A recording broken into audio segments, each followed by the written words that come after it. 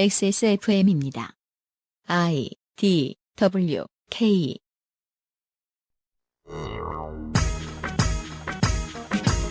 (20세기) 초 미국에서 피임을 하거나 피임법을 교육하는 것은 범죄였습니다. 1965년이 되어서야 피임기구의 자유로운 사용이 허가되었죠. 40년대가 되자 작가 윌리엄 몰턴 마스턴의 가족은 8명까지 늘어납니다. 이게 대체 원더우먼과 무슨 관련이 있을까요? 스판덱스 영웅전 원더우먼 두 번째 시간에 이야기해보겠습니다.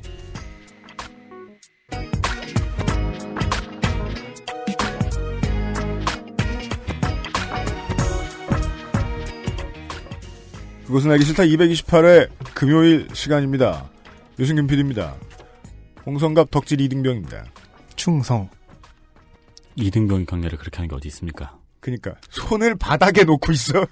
미친. 어차피 제가 그 손을 올려서 격리를 한들 이때 이제 정치자들은 알아보지 못합니다. 군에서는 이제 이런 공식 용어를 쓰죠. 돌았니? 이거 발음이 틀렸어요. 네. 이등병은 훅헝이라고 해야죠. 별 멍청이가 자. 스스로를 얘기하는 거죠, 멍청이는. XSFM 부설 덕질 감사원의 무시하다니. 윤세민 감사원장입니다. 네, 안녕하십니까. 윤세민입니다. 충성. 네. 훅헝이라고요. 그리고 난 단결이었어. 지난 시간에 이어 원더우먼 이야기를 전해드리도록 하겠습니다. 광고를 듣고 와서요. 그것은 알기 싫다는 이탈리아에서 온 케이크 라 파스티체리아에서 도와주고 있습니다. XSFM입니다. Maestro pasticcere. La pasticceria. 라 파스티체리아는 이탈리아 마이스트로에게 직접 수확한 파스티체레가 전통의 방식 그대로 최고의 재료와 함께 구워낸 천연 발효 빵입니다. 일반적인 제빵에서 사용하는 이스트를 쓰지 않은 이탈리아 전통 방식의 천연 발효종을 사용한 지금까지 경험해보지 못한 풍미와 식감. 천연 발효빵이라 장기간 보관해도 맛은 그대로. 방부제를 전혀 사용하지 않아 건강에도 좋은 라 파스티체리아. 낯설은 만큼의 기대감. 이탈리아에서 온 케이크 라 파스티체리아. 계단 오르기가 불편하신가요? 그렇다면 관절 건강을 의심해보세요. 식약처로부터 관절 및 연골 건강 개선에 도움을 줄 수 있다는 기능성을 인정받은 무릎핀을 섭취하세요. 삶의 질이 달라집니다. 엑세스몰에서 만나요. 낯설은 만큼의 기대감. 이탈리아에서 온 케이크 라 파스티체리아. Maestro pasticcere. La pasticceria. 디버깅을 하고 시작하겠습니다. 응? 리박. 메일로 영국에 사시는 이병민 씨가요. 정말 우연히 에멀린 팽크허스트의 동상 옆을 지나가는데 어머. 방송에서 에멀린 팽크허스트 얘기를 하더랍니다.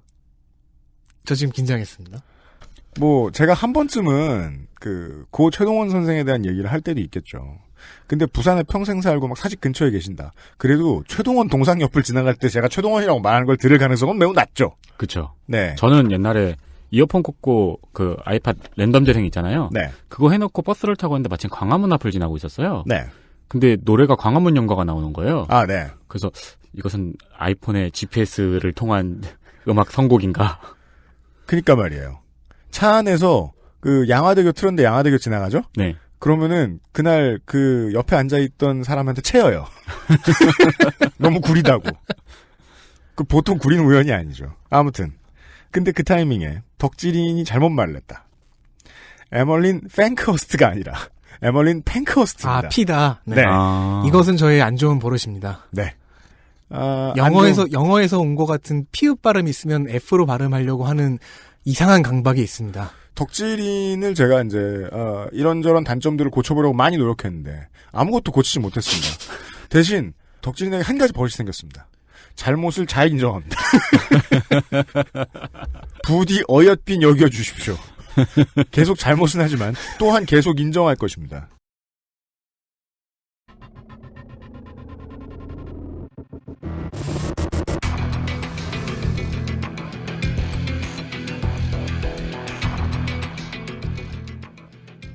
기본교양, 슈퍼히어로 문학의 인해, 스판덱스 영웅전.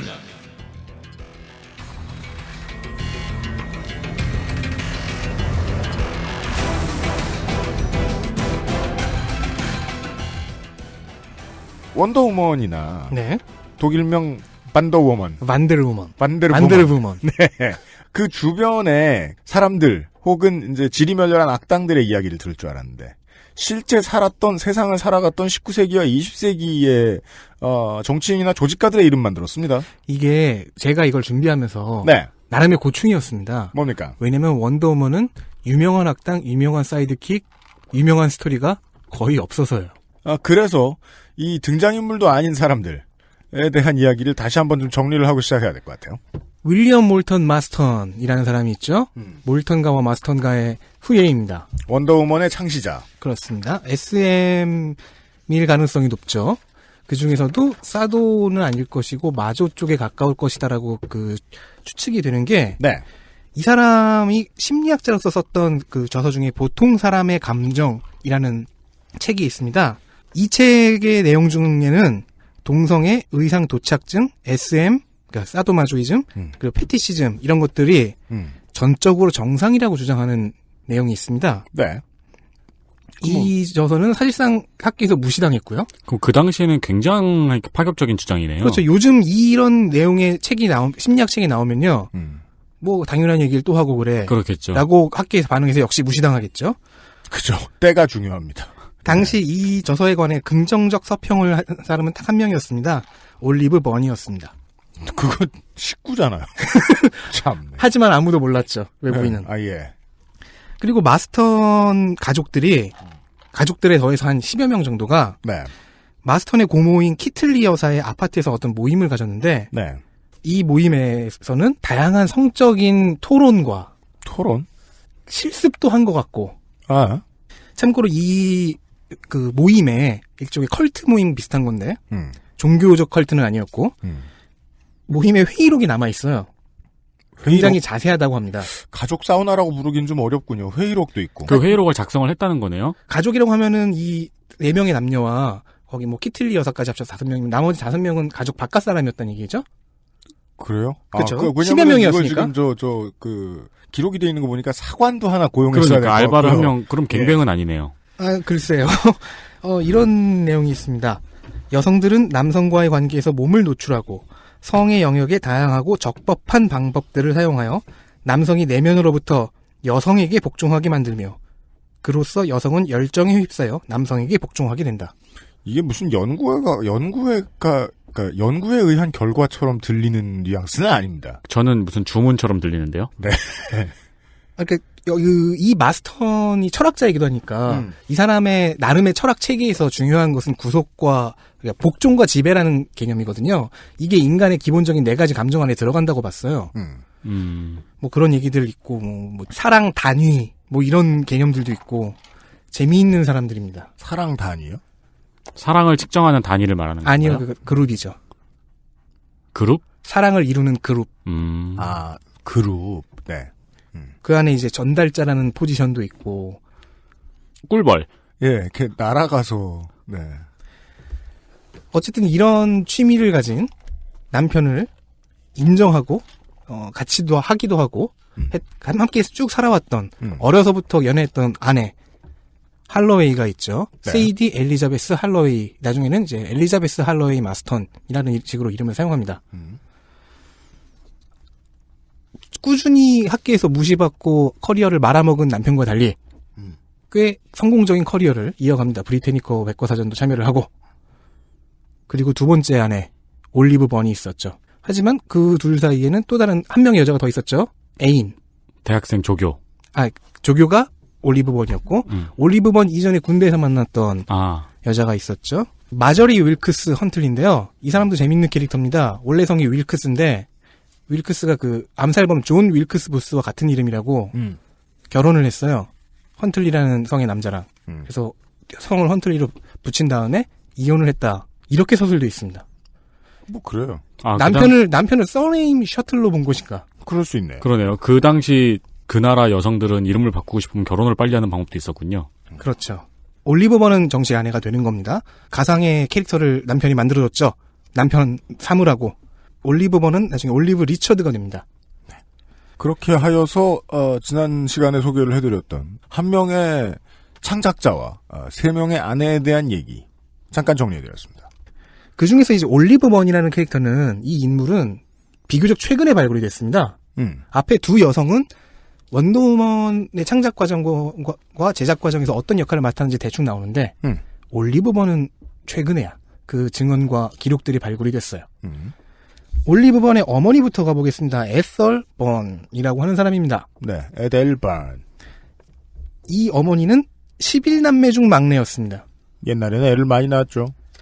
그리고 에설의 여섯째 언니는 후일 미국 여성운동에서 빅피규어로 자라나는 간호사 출신의 마거릿 생어였습니다. 네. 빅피규어는 뭔가 롤모델이라는 뜻이에요? 아니요, 정말 그냥 이름값이 엄청났어요. 아, 큰 굉장한 사람이었습니다. 큰 건담 모형 같은 건 아니고요. 아, 네. 이분이 거구였다는 얘기는 아닙니다. 아, 오다이바 가면 있어요. 18대 1인 줄 알았는데 1대 18. 빅 피규어. 네. 너무 크겠는데요? 네. 앞으로 에설번은 이름인 에설로, 마가릿 생어는 보통 학계나 뭐 이런 곳에서 지칭되는 이름인 생어로 일단 지칭하겠습니다. 네. 이 두 자매의 어머니는 총 18번 임신을 했고 49세에 결핵으로 사망했습니다. 11남매였으니까 7번 정도 유산 혹은 사산이 있었던 얘기죠. 그러나요? 혹은 이제 영아 사망이나. 자매는 이걸 보고 자란 겁니다. 이후 이 두 자매는 여성운동, 특히 산하 제한 운동에 투신을 합니다. 생어가 먼저 들어갔겠죠? 지금은 상상할 수 없는 인류의 관습 중에 하나였죠. 아이를 계획하지 않고 낳았다. 그리고 계획해봤자 문제가 있었던 게 피임법을 몰랐다. 네. 에설은 일단 자식들을 놔두고 주정뱅이 남편에게서 도망을 칩니다. 그리고 언니인 생어를 따라 뉴욕주에서 피임법 교육 활동을 벌입니다. 피임법과 관련된 빅피규어입니다. 제가 지금 살짝 기억이 좀 덜 나는데 이때 아마 남편이 이미 죽었나 그랬을 거예요. 술 먹고 누구한테 뭐 시비 걸다가. 그런데 당시 뉴욕에서 피임법 교육과 피임은 범죄였습니다. 아니, 딱히 뉴욕만은 아니었죠. 네. 법의 근거 중 하나가 신이 정하신 출생의 섭리를 어기는 것이다. 라는 것과 음란하다. 뭔 소리야. 피임법을 교육하려면요. 예를 들어 그 콘돔이라고 쳐봐요. 네. 남성 성기의 모양을 얘기해야 돼요. 저희 어릴 때 학교에서 성교육 같은 거 할 때 네. 바나나 같은 걸로 하잖아요. 네. 학생들이 그냥 넘어가지 않잖아요. 그렇죠. 네, 궁금한 게 많으니까. 그러니까요. 그런 바나나 같은 걸 모형으로 제시하는 것 자체가 음란하다고 생각을 했나 보네요. 아니면 이제 여성기 쪽에다 어떤 피임법을 할 때는 또 여성기에 대한 설명이 들어가야 돼요. 음란하다. 이 때문에 이 두 자매의 어머니처럼 잦은 임신과 출산으로 건강을 해치거나, 여러분, 임신과 출산은 몸에 나쁩니다. 해치다 못해 죽거나, 살아남아도 너무 많은 애를 키우다 보니 극도의 경제적 빈곤에서 탈출하지 못하는 가족들이 있었다는 겁니다. 흥분의 집. 그죠. 결국 자매는 체포되었고요. 근데 그러면 좀 덜 해야지. 그건 어렵지 않을까요? 그런가요? 아. 가난할수록 사랑은 돈독해지니까요. 아하. 어쨌든 자매는 이 교육법 운동 중에 네. 체포되었고요. 에설이 먼저 유죄 판결을 받고 구속이 됩니다. 동생 쪽이. 에설은 펜크허스트의 적극적인 투쟁 방법을 본받기로 합니다. 여기서의 적극적인 투쟁 방법은 지난 시간에 설명을 해드려요. 네. 성동격소하고 뭘 태우고 부수고 쇠사슬로 위장하고. 수감 중에 이 사람은 단식 투쟁을 시작합니다. 그리고 이게 단숨에 언론을 타요. 당시 굵직한 여성운동가 앨리스 폴이라는 사람이 있었는데 이 사람도 펜크허스트를 본받기로 합니다. 그래서 강력한 시위를 하기로 하고 1917년 1월 전미 여성당원 1만 명을 모아 백악관 앞에서 철야 농성 시위를 벌입니다. 팻말에는 대통령님, 여성들은 언제까지 자유를 기다려야 합니까? 라고 쓰여 있었는데요. 존대가 아니었을 거예요. 네. 네. 그런데 센세이션의 측면에서 최소한 뉴욕에서는 에설번이 앨리스 폴과 1만 대군을 압도해버립니다. 뭘 어떻게 한 거죠? 말 그대로 뉴욕타임즈의 경우에는 4일 연속 1면으로 에설의 이야기를 때리고 할 정도였습니다. 네. 앨리스의 경우에도 그리고 에설의 경우에도 이 시위에 대한, 이 투쟁에 대한 여론의 분위기들은 대체로 동정적이었습니다. 호의적이 아니고 동정적이었어요? 네. 여성은 지지의 대상이 아닐 경우가 많았으니까요. 참 동등하면 지지하죠. 참 오묘한 지점을 짚어줬어요. 맞아요. 네, 그냥 호의적이라고만 말하면 동정적이었던 여론의 시선을 설명할 수 없죠. 지식인 사회는 호의적이었겠지만 진보적인 지식인 사회는 근데 여론은 원래 동정해야 그 편이 되죠. 네. 그리고 생어는 이 여론에 주목합니다. 이 여론을 이용하자. 그래서 뉴욕 주지사와 에썰의 사면을 놓고 딜을 칩니다. 그러는 한편 이 언론 플레이를 해야 되죠. 에썰의 아이는 둘, 잭과 올리브였습니다. 네. 특히 올리브, 여자아이잖아요. 네. 어린 여자아이가 미디어에 노출이 됩니다. 그러면서 올리브는 어머니와 이모의 이 투쟁을 바로 옆에서부터 보게 됩니다. 이때가 10대 초반이었을 거예요. 뉴욕 주지사와 에썰이 딜을 쳐서 에썰은 앞으로 위법 행위를 하지 않으면 사면을 받는다라는 조건을 제시받게 되고요. 여기서 위법행위라는 건 피임법 교육이겠네요. 그렇죠. 일단은 이 조건을 생어가 승낙을 합니다. 그래서 에썰은 이후 언니를 용서하지 않습니다. 하지만 사면 조건은 대충 지키면서 살아야겠죠. 그러면 생어는 무엇을 얻었느냐? 여론을 통해서 여론전도 하고 하다가 보니까 재판 중에 이런 얘기가 나온 거예요. 피임약을 배포할 권리가 의사에게 있다. 라는 유권 해석이 재판 중에 나온 겁니다. 이건 설득력 있는 방법이네요. 그러면 이제 자신이 뚫고 들어갈 그 루트를 찾은 거죠. 공격 루트를. 네. 그래서 이 유권 해석을 끌어내서 이를 이용해서 의사를 포함하는 광범위한 동맹체를 결성하고요. 자신의 재판에서 그냥 순순히 유죄를 받아들이고 30일간의 그 징역을 삽니다. 그리고 생어가 만들어내는 이 동맹체, 미국 산하제한 연맹의 탄생입니다. 미국 산하제한 연맹. 네. 의사를 포함하여. 그렇습니다. 이게 우리가 짧게 얘기하니까 무슨 고생을 했는지 알 수가 없어. 그렇지. 유능한 조직가이면 틀림이 없네요. 동생이 굶어서 이제 막 쓰러지고 재판정에서 정신 못 차리고 하는 그 모습을 언론에다 때리고 동생의 아이들을 미디어에 슬쩍슬쩍 노출해서 더욱더 동정적인 여론이 생기게 하고 그러다가 재판에서 자신이 쓸만한 유권 해석이 딱 나오자마자 그것을 이용해서 행정당국과 딜을 치고 그렇게 해서 대충 사태가 마무리됐을 때 이미 나와 있었던 동정적인 여론을 이용해서 연맹을 만든 거죠. 공격 루트도 나왔겠다. 그런데 생어는 수를 늘리기 위해서 사람들을 모으다 보니 여기 연맹에 우생학 꼴통들도 들어온 거예요. 열등한 유전자라면 마땅히 피임을 해야지라고 생각하는 사람들이죠. 열등하다면 아시아인, 흑인. 네, 그렇죠. 아랍인. 열등한 유전자들은 그러니까 할 때 피임을 하고 해라라는 식으로 이 사람들은 생각을 했겠네요. 네, 우생학은 인종차별을 위해서 만들어진 거니까요.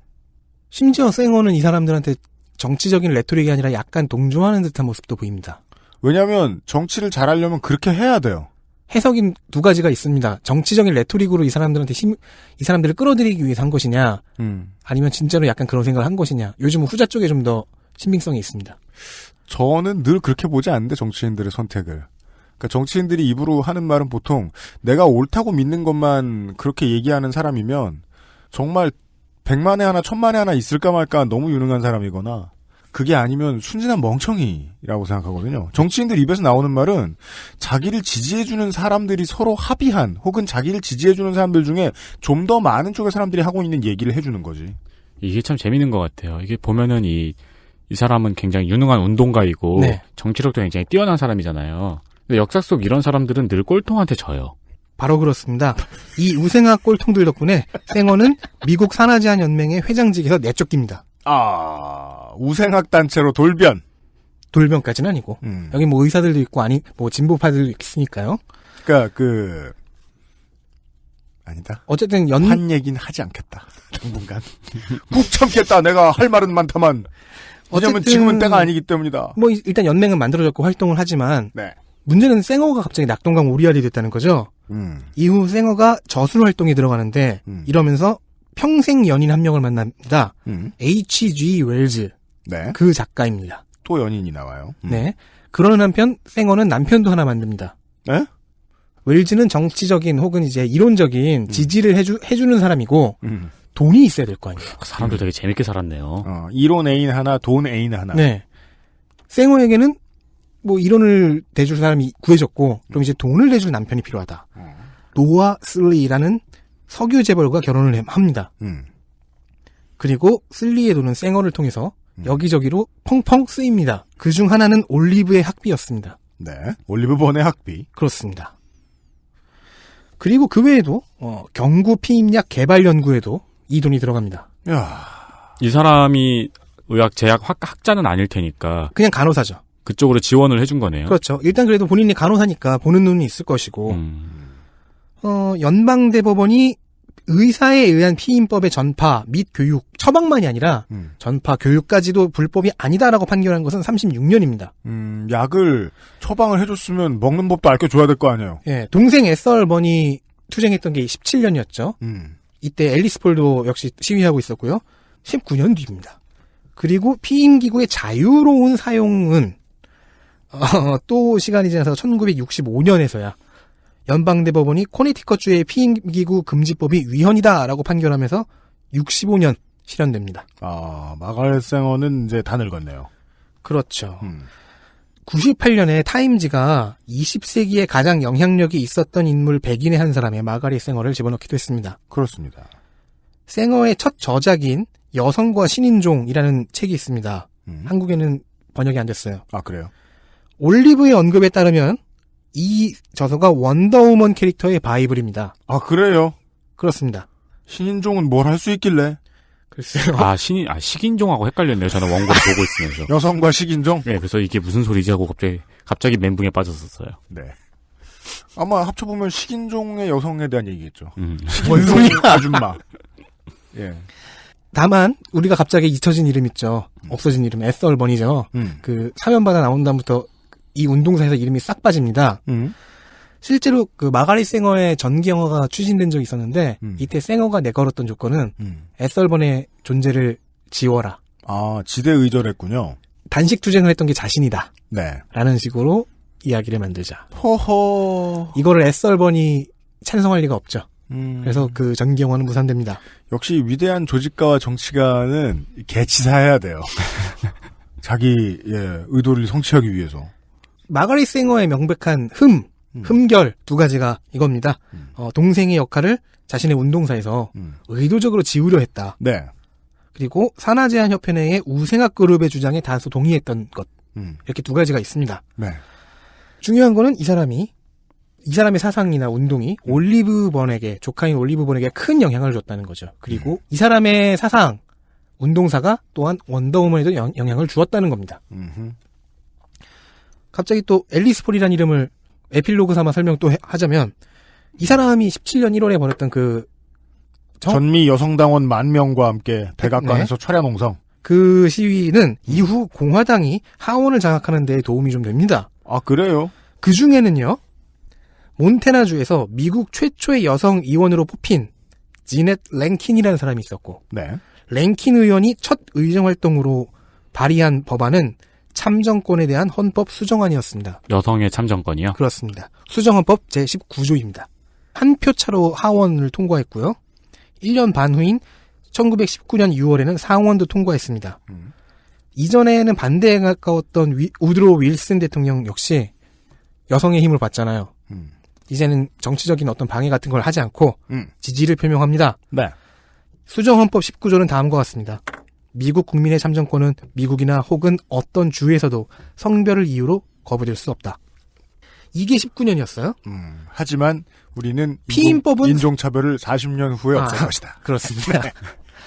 그런데 19년에 참정권 제한이 없어졌는데 네.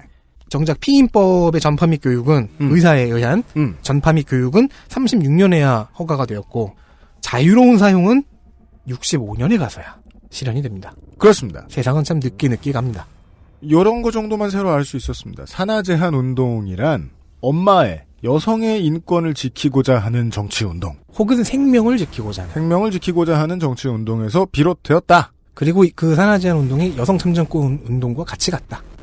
이것에 결정적인 역할을 했던 마가렛 쌩어의 저서 여성과 신인류는 원더우먼에서 많이 차용되었다. 그렇습니다. 광고를 듣고 돌아오겠습니다. 그것은 알기 싫다는 더 편해진 마지막 선택 평산네이처 하루니아 C3G에서 도와주고 있습니다. XSFM입니다.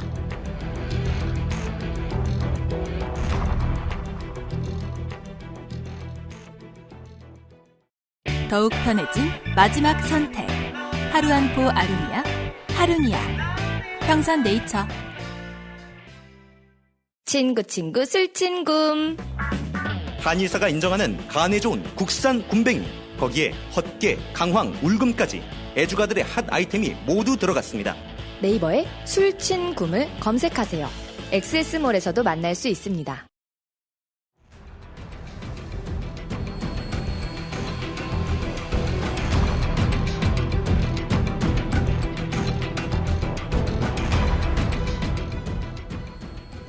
에델 번과 마가렛 생어 자매의 이야기를 들었습니다.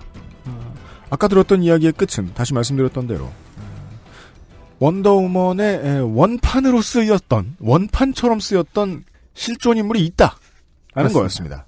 커다란 건담 피규어. 그렇습니다. 1:18. 그 사람은 원작자의 두 번째 아내의 이모였다. 그렇습니다. 다시 아내만은 원작자로 돌아옵니다. 마스턴 2호 아내인 올리브먼, 그 가족들. 근데 사실은 그 올리브먼과 그 가족들이 원더우먼의 탄생에 끼친 영향은 또 있습니다. 아주 작지만. 올리브의 오빠인 잭 번이라는 사람이죠. 올리브의 가족들이 주로 많이 등장하네요. 최근에 특히 많이 발굴이 됐어요. 왜냐면 가족이 많고 또. 할로웨이는 기반이 되는 자본을 벌어오는 가모장이었고, 헌틀리는 그 스튜디오를 실제로 굴리는, 운영하는 사람이었, 동시에 뭐 잉크와 펜션 같은 걸 따줬다고 해요. 반면에 이제 올리브는 그동안 무엇을 했는지 확실하게 알려지지 않았는데 몇 년 전에서야 좀 이야기가 됐죠. 올리브의 오빠인 잭 번의 직업은 펄프 픽션과 만화를 출판하는 출판사에서 작가 겸 편집자로 일하고 있었습니다. 마스터는 이제 학자 커리어를 나날이 말아먹고 있었고, 아, 네. 거짓말 탐지기나 또 만드는 중이었나 보네요. 그걸 띄우는데 실패하고 있었죠. 할로웨이 한 명에게만 수입을 기대할 수 없어서 올리브 번 또한 뭐 잡지 필진이 돼서 돈을 벌어와야 됐습니다. 네. 그러던 1940년 처남이라고 해야 되나요? 처형이라고 해야 되나요? 잭 번과 농담 따먹기를 즐기고 있던 마스터는 후일 DC 코믹스가 되는 타임리 코믹스에서 러브콜을 받습니다.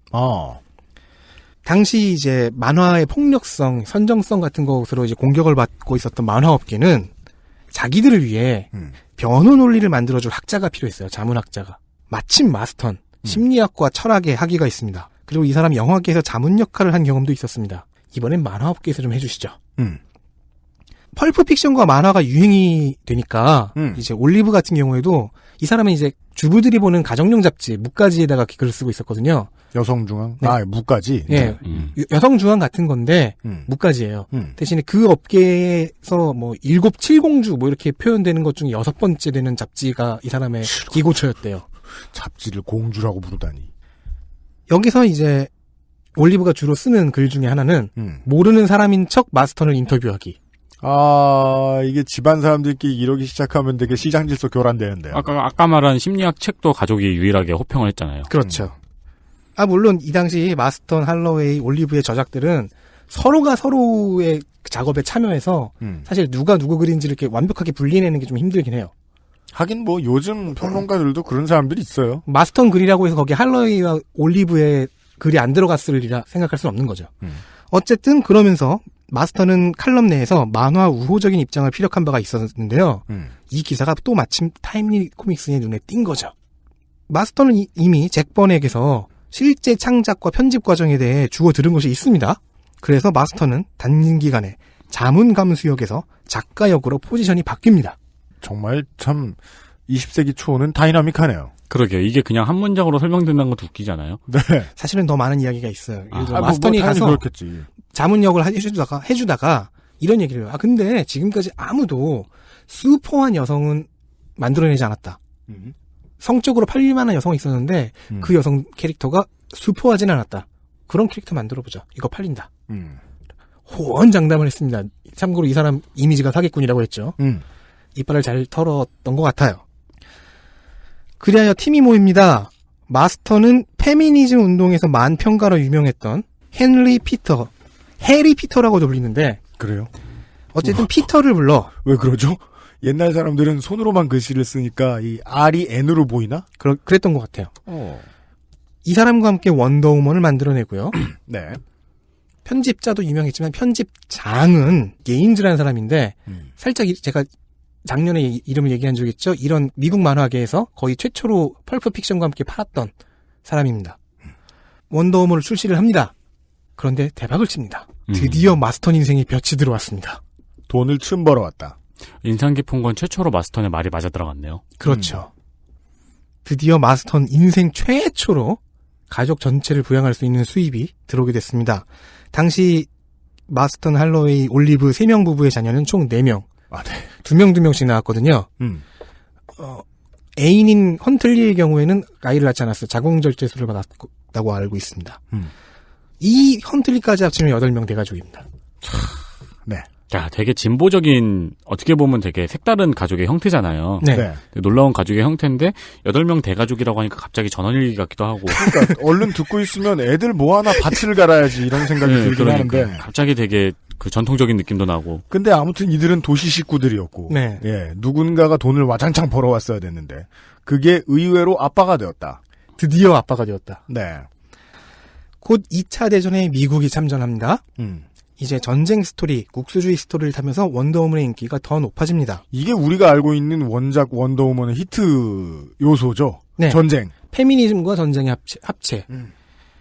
마스턴은 악당의 모델로, 빌런의 모델로 여러 사람을 씁니다. 그중 하나는 예를 들어 닥터 사이코라는 캐릭터가 있는데 학부 시절 스승을 모델로 삼았어요. 이 사람은 남성 우월주의자에다가 권위주의적이었으며 심지어 독일 스파이다라는 마타도를 받은 적도 있습니다. 학부 시절에 스승을 빌런으로 설정했다고요? 그 사람의 이미지를 이용해서 닥터 사이코라는 캐릭터를 만든 거예요. 그건 제가 아는 래퍼인 UMC랑 똑같은 점이네요. 네. 그렇죠. 그런 놈이 있어요? 그래서 저는 제가 SM이 아니라서 그렇지 이 마스턴이라는 작가를 너무 잘 이해할 수 있어요. 계속 놈팽이야. 연애는 또 해. 그 닥터 사이코의 경우에는 가끔 교수를 싫어해. 네. 가끔 추축국 지도자들의 가면을 이렇게 지참하고 등장하기도 합니다. 물론 사이코의 목표, 이 닥터 사이코의 목표는 당연히 여성 운동의 분쇄. 분쇄. 근데 여성 운동을 분쇄하기 위해서 빌런까지 돼야 돼요? 그게 이 만화의 특색이었던 거죠. 그리고 이번에 나온 영화에 서브 빌런으로 채택된 닥터 포이즌. 이때 마스턴이 만든 빌런입니다. 닥터 포이즌은 이때는 히로히토 텐노의 여동생이라는 설정이었습니다. 그래서 본명이 닥터 마루인 겁니다. 아마 신적 강화되면서 마루라는 성을 받았나 보죠? 확실히는 모르겠습니다만 그것까지는 몰랐을 수도 있고 일본 문화에 대한 이해가 있었을 리는 만무하죠. 사실. 네, 여튼 히로히토의 동생이다. 영화에서는 당연히 이 설정을 못 쓰죠. 네. 그래서 독일군 군에 소속된 과학자인데 성이 마루죠. 그 심지어 그 독일군과 일본이 혼인을 통한 동맹 관계였다. 물론 이제 만화에서는 그 2차 대전을 배경으로 닥터 포이즌이 등장하지만 영화에서는 1차 대전이죠. 근데 그래도 말이 안 되는 게 맞다. 1차 대전이죠. 네네. 물론 그래도 말이 안 되는 게 이쪽에서는 황족이 갔는데 저쪽에서는 연구원이 갔다. 예. 그리고 44년 슈퍼맨 배트맨에 이어 신문연재에 원더우먼이 합류합니다. 그렇게 현재의 트리니티 라인업이 완성되었고요. 독자 수를 이렇게 대충 계수해보면 이때쯤 1000만을 찍습니다. 재미있는 점은 이 뒤에 이 매 이슈 뒤에 네. 역사 속의 원더우먼이라는 2페이지짜리 꼭지가 있었다는 겁니다. 실제 역사랑 얽어서 얘기를 하는 건가 보죠? 실제 역사 속에서 원더우먼이라고 불릴 만한 사람들. 소선호 같은 사람이요? 상업적 페미니즘 컨텐츠로서 전혀 모자람이 없었네요. 이게 제가 왜 놀라냐면 거의 지금 80년 전이잖아요. 네. 네. 대충 이런 식입니다. 과학자, 작가, 정치인, 사회운동가, 의사, 간호사, 운동선수, 모험가, 군인 다 여성들로 소개가 된 거죠. 몇 명만 뽑아보면 수호전화 트루스, 흑인 노예 해방 운동가였죠. 마리 큐리, 헬렌 켈러도 있을 것이고 잔다르크, 여성 비행사 대서양 횡단했던 아멜리아 에어하트 이런 사람들이 있습니다. 수전 비 앤서니 여성 참정권 운동가였죠. 이런 사람들이 쭉 나와요. 그리고 신문연재 이후 고정 어시스턴트가 한 명이 들어옵니다. 조이 험멜이라는 여성인데요. 왠지 사막에 살 것 같은 여성이네요. 아니에요. 왠지 또 결혼했을 것 같아요. 올리브는 이제 신입인 험멜에게 자기 이모 생어의 저서인 여성과 신인류를 추천해주면서 이 책에 원더우먼에 대한 모든 것이 들어있다고 말해줍니다. 험멜은 곧 마스턴과 함께 스토리 원고를 쓰는 그런 포지션으로까지 승진을 합니다. 그리고 험멜이 5개월 차가 된 1944년 8월 25일 마스터는 소아마비가 발병해 쓰러집니다. 마스터는 투병을 한 3년 정도 합니다. 그동안은 이제 당연히 원고를 제대로 쓸 수가 없죠. 그래서 조이 험멜의 비중이 더 많이 늘어났고요. 어쩔 수 없이 신문 연재는 포기해야 했습니다. 그러다가 47년 악성 흑색종으로 사망합니다. 그 원더우먼만의 골든에이지가 끝난 해입니다. 왜냐면요, 이후 줄줄이 사라집니다. 마스턴의 사망에 이어서 편집장인 게인즈가 보트 사고로 사망합니다. 험멜은 결혼을 하면서 사임을 했고요. 험멜은 다른 남자와 결혼을 했어요? 네. 다행이네요. 저도 다행이라고 생각합니다. 작가가 죽었거든요. 아, 그렇구나. 네. 죽어서까지 결혼하긴 좀 그렇잖아요. 자기가 승진해 5개월 차 돼갖고 이제 작가로 승진했다, 보조 작가다 했는데 이제 쓰러져. 그리고 보조 편집자 도로시 루비색이라는 여자가 있었어요. DC 최초의 여성 편집자입니다. 이 사람이 그 역사 속의 원더우먼 코너를 후반에 맡았다고 하는데, 그렇게 추정이 되는데, 이 루비색마저 자기 남편과 함께 별도의 회사를 차려 독립합니다. 여기서 루비색은 문걸이라고 하는 원더우먼의 아류를 만듭니다. 딴 회사 나가서? 네. 자, 모두 사라졌어요. 편집자와 그림 작가, 이렇게 둘만 남았습니다. 당장의 이슈에 쓸 스토리는 그 죽은 마스턴과 퇴사한 험멜이 써놓은 스토리를 가지고 다른 작가들이 그 돌려막기로 땜빵을 합니다. 그렇게 한 1년여가 지나가죠. 다음 해 48년 원더우먼 이슈가 계속 질적으로 하락하는 게 눈에 보이니까, 그렇잖아요. 이미 메인 작가 2명이 미리 만들어 놓은 스토리인데 이게 그냥 대충 아이디어 스케치만 해놓은 거지, 구체적으로 컷이라든가 이런 것들을, 의도라든가 이런 것들이 다 집필되어 있는 풀랭스 원고가 아닐 거 아닙니까? 콘티 정도만 있는 수준. 그렇죠. 그래서 이게 너무 속상했던 할로웨이, DC에 제안을 하나 넣습니다. 날 작가로 고용해라. 뒤를 잇겠다. 그런데 새로운 편집장은 이 제안을 무시합니다. 그리고 로버트 캐니거라는 사람을 작가로 기용을 합니다. 이 사람은 2년 후가 되는 1950년에는 2대 플래시인 베리 앨런을 창조해내는 사람입니다. 야, 플래시는 1950년대에 벌써 2대였어요. 왜냐면 골든에이지에 1대가 있었고, 그게 일단 만화업계의 침체기를 타서 망하고, 이제 2대를 만든 거죠. 시대는 현재 암흑기죠. 검열이 심해지고, 그로 인해서 탄압을 받던, 만화들이 슈퍼히어로가 탄압을 받던 시기입니다. 그 암흑기를 탈피해서 이제 새로운 전성기가 되는 실버 에이지를 전에 설명을 해드렸는데, 실버 에이지의 첫 번째 신호탄이 이 플래시였죠. 플래시를 2년 뒤에 만들게 되는 로버트 캐니거가 원더우먼의 담당 작가로 취임합니다. 할로웨이는 원더우먼 캐릭터의 중요 요소, 그리고 만들 때 주의점 같은 것들을 쫙 일목요연하게 정리를 해서 인수인계를 해줍니다. 원래 제일 속 터지는 게 인수인계죠. 이건 해도 안 됩니다. 저기네요. 그 엽기적인 그녀 마지막 장면 같은 거네요. 응? 아, 네. 네. 우리 다이애나는요, 이러면서. 그렇죠. 채찍을 잘 쓰고요. 네. 몸이 묶이면 힘을 잃고요. 하지만 가급적 많이 묶어주세요. 죽은 남편이 그걸 좋아했거든요. 그 외에 모든 걸 다 설명해줬는데 결과는? 캐니거는 이를 쌩깝니다. 그러네요. 캐니거는 원더우먼의 페미니즘적인 색채를 싫어했다고 의심됩니다. 아, 정권이 바뀌었는데 영 딴판인 사람이 들어왔어요. 캐니거가 이후 또 66년에 만들어낸 배트맨의 빌런 중 하나인 포이즌 아이비를 생각해보면은 추측이 가능합니다. 왜요? 포이즌 아이비를 만들었다는 게 페미니즘적인 색채를 싫어했다는 증거가 되나요? 포이즌 아이비의 성격을 보면 돼요. 노출이 매우 높고요. 식물의 힘을 이용해 남자를 홀리고 조종해서 이용하는 여성, 일종의 꽃뱀 캐릭터죠. 아, 그렇군요. 저는 에코페미니즘을 생각했었는데 포이즌 아이비 보고. 아, 식물이라길래? 네. 그러니까 환경운동도 들어가 있었겠지만. 네. 딱 에코페미니즘 아닌가요? 그렇네. 그런데요, 이렇게 해석할 수도 있죠. 네. 그냥 캐니거는 조금 페미니즘을 싫어하지는 않을 수도 있다. 하지만 그의 어시스턴트들이 최근 캐니거는 상당한 남성 우월주의자였다고 증언했습니다. 아직 살아계실 때 그런 얘기들 들을 수 있어 다행이네요. 예. 그리고 캐니거가 만드는 원더우먼은 조금씩 바뀌어갑니다. 영화에 등장한 원더우먼의 사이드킥 스티브 트레버 대령이라는 남자가 있죠. 슈퍼맨에게 로이스 레인이 있다면 원더우먼에게 스티브 트레버가 있습니다. 이전에 스티브 트레버는 이런 캐릭터였습니다. 원더우먼 놓고 왜 나랑 결혼을 안 해줘. 나랑 결혼해주면 지금쯤 내 저녁을 차리고 있을 텐데. 그렇죠. 그게 얼마나 편한 삶인지 모른단 말이야. 뭐 이런. 싸대기 맞은 소리 맨날 하면서 결정적으로 채이진 않는. 그리고 오늘은 반드시 내가 원더우먼이 나와의 결혼을 승낙하게 만들어버리겠어.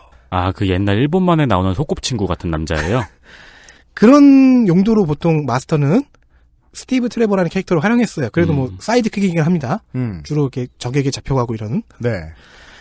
그러니까 그 원더우먼 입장에서는 보니까 아쉬운 대로 데리고 달고 다니는 그런 정도의 느낌이랄까? 그런데 캐니거가 만든 원더우먼은 바뀌어요. 스티브 트레버에게 공주님 안기로 안기는 캐릭터가 됩니다.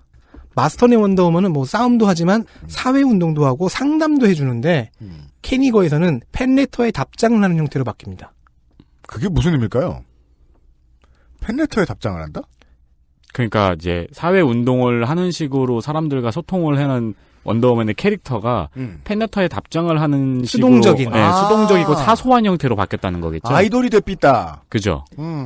마스턴과 험멜이 제필하던 시절의 트레버는 원더우먼의 자주성을 부각시키는 장치였고 원더우먼의 프로파간다적 성격은 사회학적이고 사회운동이나 나 왜 이래 사회운동이나 그 상담역 같은 모습들을 취하면서 표현이 된 반면 캐니거는 그거를 다 자기 멋대로 바꿔버렸죠. 그리고 에타 캔디라는 여성 사이드킥도 있었는데요. 좀 후덕한 몸집에 키 작은 원더우먼의 절친입니다. 그리고 캐니거는 이 에타 캔디를 작중해서 죽여버립니다. 별말 없이. 대사는 오 마이 갓 에타 캔디 is dead 이셨나 아마 그게 마지막이었을 거예요. 영화에도 에타 캔디 캐릭터가 등장하긴 하죠. 그런데 생각을 해보면 애초에 마스턴 사단 이외에는 원더우먼이라는 캐릭터의 핵심에 대한 이해도가 없었던 것으로 보입니다. 이제 캐니거만이 아니었다는 거죠. SM에 대해 의논을 나누던 그 가족들은 그 가족들끼리의 대화에서 끝났고 혹은 자기들이 쓴 책에 머물렀고 SM과 페미니즘에 대한 이해도. 그게 원래 그 한 가지 분야에 대한 이해도가 깊고 되게 발전한 집단, 자기들끼리 그 집단은 결국은 인류의 공헌을 못하는 경우가 되게 많더라고요. 이야기를 퍼뜨리는 데 실패해서. 그 저스티스 리그는 물론 이제 한 60년, 70년대쯤에 제대로 그 상품화가 되지만 그 전에 40년대 골든에이지 시절에 저스티스 소사이어티 오브 아메리카나 하는 그 실험적인 영웅 캐릭터들의 그 연합체가 있었는데요. 여기에 원더우먼이 합류를 하긴 했어요. 그 40년대 당시에. 당연히 이제 다른 작가가 쓰고 있는 이야기죠. 이 이야기 내에서 원더우먼의 포지션은 비서였고요. 전투에도 기타 중요한 서사에도 참여하지 않습니다.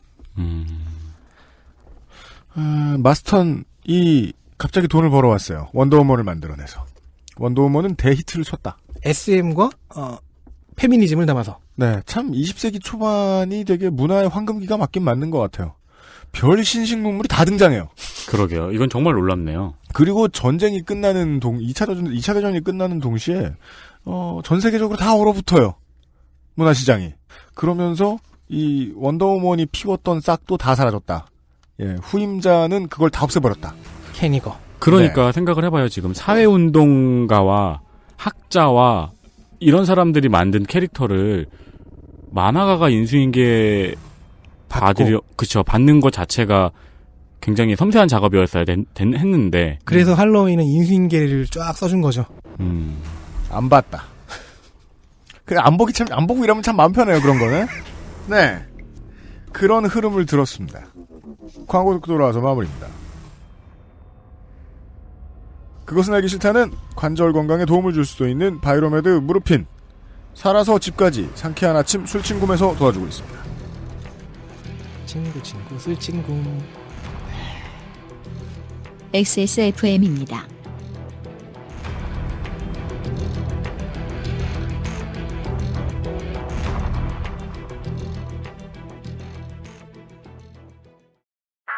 그거 알아? 박대리가 군뱅이를 먹는다며? 홍보팀 오과장도 군뱅이를 먹는다는데? 우리 회사 유명 애주가는 다 먹네? 굼벵이를 먹는 게 아닙니다. 술친굼을 먹는 겁니다. 한의사가 인정하는 간에 좋은 국산 굼벵이, 거기에 헛개, 강황, 울금까지 애주가들의 핫 아이템이 모두 들어갔습니다. 후기가 좋은 이유가 있습니다. 술친굼! 네이버에 술친굼을 검색하세요. 엑세스몰에서도 만날 수 있습니다. 친구 술친굼. 무르피는 관절 및 연골 건강에 도움을 줄 수 있는 건강기능 식품입니다.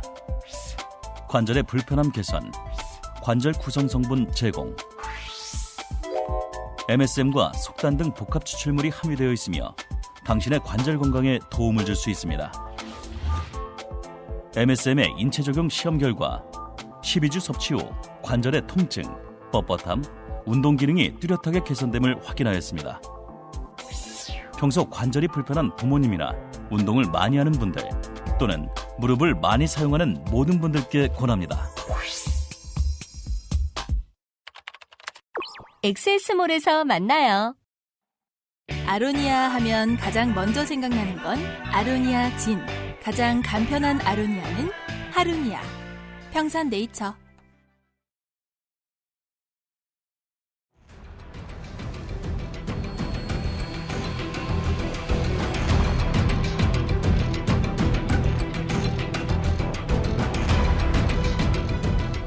검열의 시대가 오자 딱히 누가 검열한 것도 아닌데 작가가 알아서 먼저 이 작품 안에 있던 사상을 다 없애버렸다.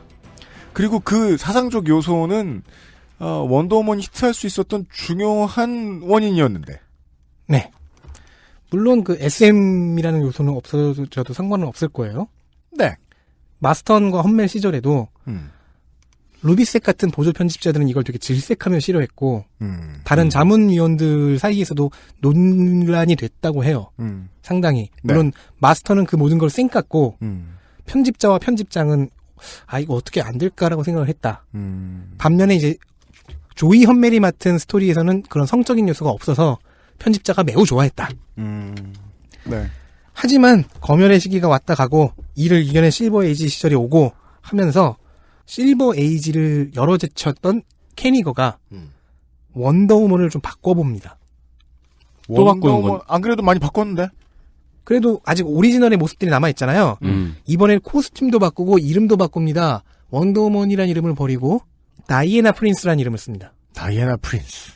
이제 원더우먼은 모든 능력을 잃었고요. 대신 무술과 첩보 기술을 배워서 그것도 이상하게 중국한테서 제임스 본드의 여성 버전인데 바람기는 없는 다이애나 프린스가 되었습니다.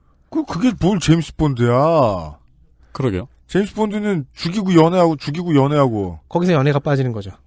그럼 그건 프레데터야. 즉 마블의 블랙 위도우 같은 여성 첩보원, 냉전 시절의 여성 첩보원 네. 캐릭터를 만들어 본 건데 블랙 위도우도 연애를 안 하나요? 아니요. 블랙 위도우는 연애 엄청 해요. 그러면은 근데 다이애나는 지금 연애를 안 한다고요? 네. 그럼 프레데터가 아니고 적이죠. 스티븐 시걸. 그러네. 척 노리스. 혹은 척 노리스죠. 제 기억이 맞다면 이때쯤 스티브 트레버도 죽었을 거예요.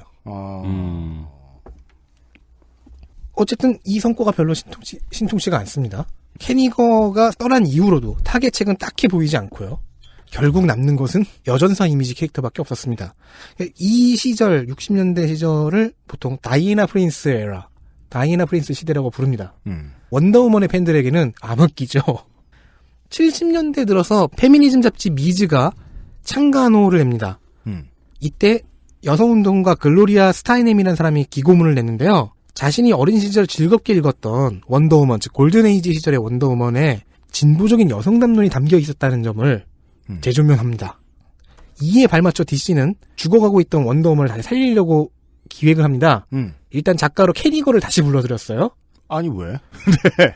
그리고 편집자로는 그 문거를 만들려고 독립해 나갔던 보조 편집자 루비색 이 여자를 다시 불러드립니다. 마스턴이 살아있을 때 했던 보조 편집자. 나쁘진 않아요. 그래서 스타이넴은 열광합니다. 우와, 이제 볼만한 원더우먼 다시 나오나요? 늙은 팬이 열광했어요. 열광은 일렀습니다. 루비색이 기획한 기획안은 어째서인지 각하되었고 루비색은 DC에서 곧장 해고되고요. 캐니거만 남았습니다. 결국 20세기 내내 원더우먼이 어떤 취급을 받았냐면은 트리니티는 트리니티인데 그 중에서 나머지 둘인 배트맨, 슈퍼맨에 종속되어 있는 캐릭터성으로 버티게 됩니다. 이렇게 되자 남는 것은 딱 한 가지 코드, 여전사 코드밖에 없었습니다. 이 때문에 좋은 빌런 캐릭터 없었고요. 대표적인 스토리 없었고요. 시대에 맞는 그 리뉴얼되는 캐릭터성 이런 게 없었습니다. 싸움 좋아하는 여전사라는 캐릭터는 사실 이제는 이쯤 되면은 다른 데서도 많이 찾아볼 수 있는 캐릭터죠. 500m에 하나씩 있습니다. 네. 따라서 실버 에이지가 원더우먼을 망쳤다. 생각해보면 딱 원작자의 의도를 충실하게 반영한 채로, 즉 인수인계서를 잘 읽은 채로 작품을 유지를 해왔으면 지금이 가장 빛을 볼 때인데.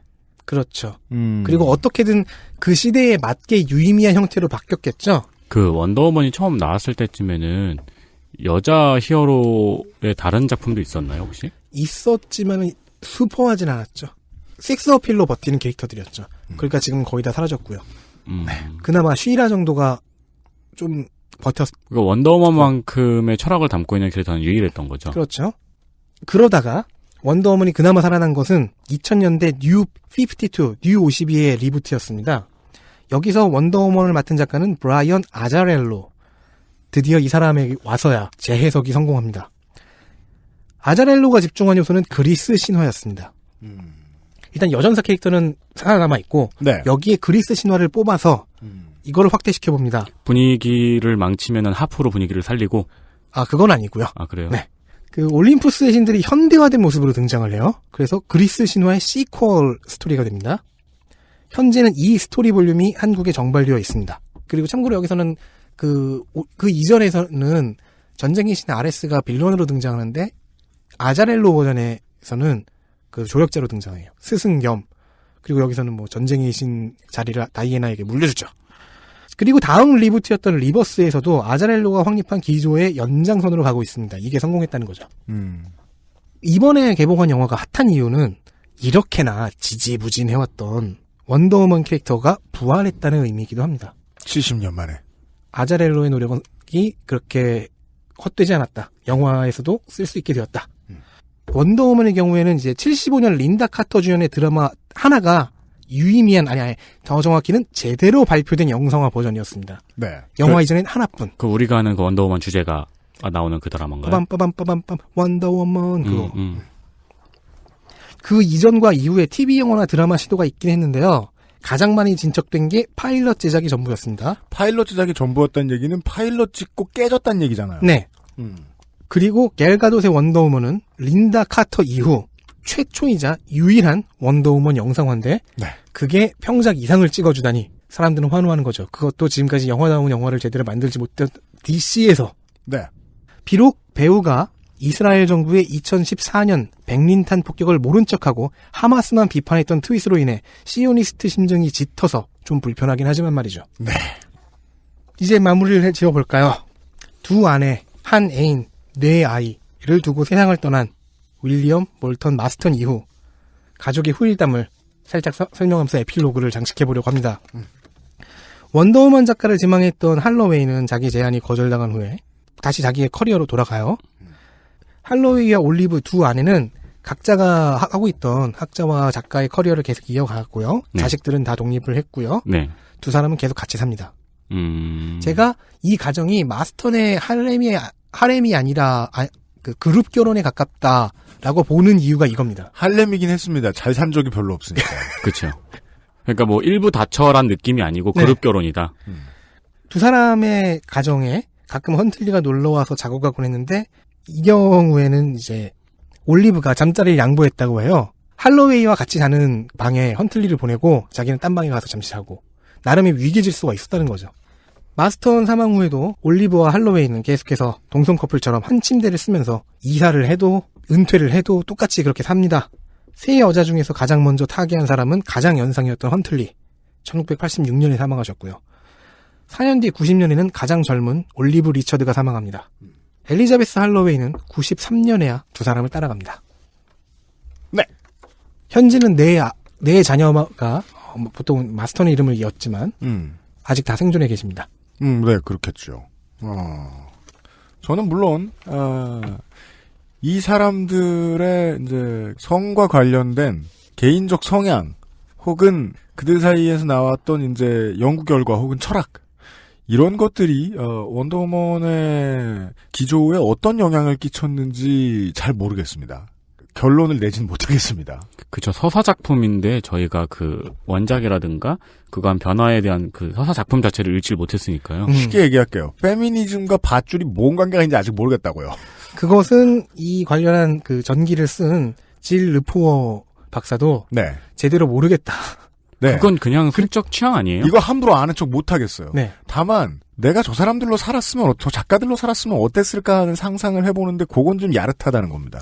저 정도로 서로의 그런 대화가 개방된 가족으로서의 커뮤니티가 존재를 하는데 그들 모두가 미래의 인류는 어떤 권리를 누리고 어떻게 살아야 될 것인가에 대한 그 가치를 공유하면서 살았단 말이에요. 네. 그 분위기가 어땠을까는 사뭇 궁금하다는 겁니다. 꼭 밧줄이 아니어도 좋으니까 말이죠. 어쨌든 마스턴에게는 이 SM과 자신의 심리학과 철학 내부에는 이 SM과 인간 본성에 대한 나름의 논리 구조가 있었던 것 같아요. 그것을 어떻게든 작품에 풀어내보려고 애를 썼고 그것이 실현되었는지 성공했는지 아니면 단순히 소재의 측면으로만 머물렀는지는 골든에이지 시절의 원작을 찾아보시는 분이 있다면 판단을 내리시면 될 것 같습니다. 그리고 그것이 현재 영화관에는 또 어떤 방식으로 반영이 되었는지. 그럼 현재 영화에 저 페미니즘의 철학이 어느 정도 반영이 되어 있나요? 아주 살짝이요. 그리고 저는 클라이막스쯤에 원더우먼이 묶이는 장면에서 약간 의심을 하긴 했는데. 나나 카오루는 보셨나요? 아니요. 그림체는 마음에 들던데. 스판덱스 영웅전 다음 시간에 나나와 카오루 이야기로. 뭐라고요? 윤세민 덕질인가. 다시 찾아올 수도 있습니다. 예, 원더우먼 이야기였습니다. 홍성갑 덕질 이등병과 윤세민 덕질 감사원장이 수고했습니다. 유승균 PD 내일 이 시간에 다시 뵙도록 하겠습니다. 수고하셨습니다. 충성. 안녕히 계십시오. 감사합니다.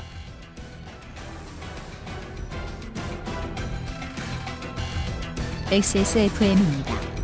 I, D, W, K